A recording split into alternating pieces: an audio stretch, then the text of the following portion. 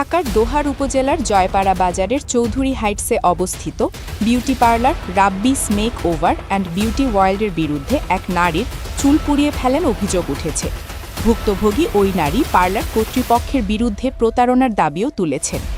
ভুক্তভোগী নারী জানান, আজ মঙ্গলবার দুপুরে তিনি সহ মোট 4 জন নারী ওই পার্লারে চুল রিবন্ডিং করতে যান।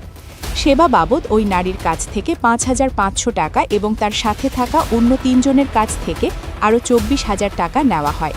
তবে রিবন্ডিং প্রক্রিয়া শেষ হওয়ার পর দেখা যায় তাদের সবার চুল মারাত্মকভাবে ক্ষতিগ্রস্ত হয়েছে এবং অনেক জায়গায় পুড়ে গেছে।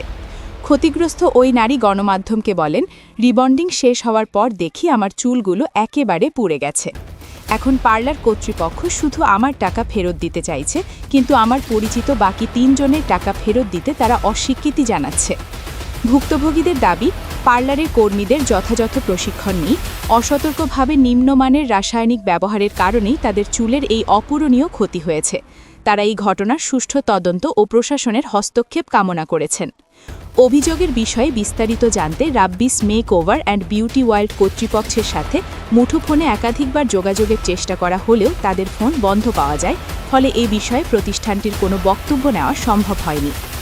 ঘটনাটি জানাজানি হওয়ার পর স্থানীয় এলাকাবাসী ও গ্রাহকদের মধ্যে তীব্র ক্ষোভ ও সমালোচনার সৃষ্টি হয়েছে। সংশ্লিষ্ট কর্তৃপক্ষ যেন দ্রুত তদন্ত করে প্রয়োজনীয় ব্যবস্থা গ্রহণ করেন, এটাই এখন স্থানীয়দের দাবি।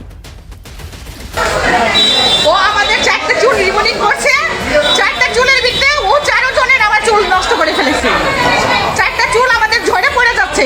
এখন আসছে আমার টাকাটা, আর 3 জনের টাকা দিবে না।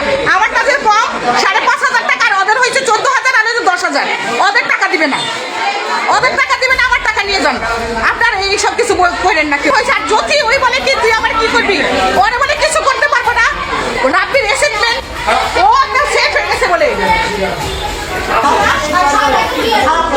Live video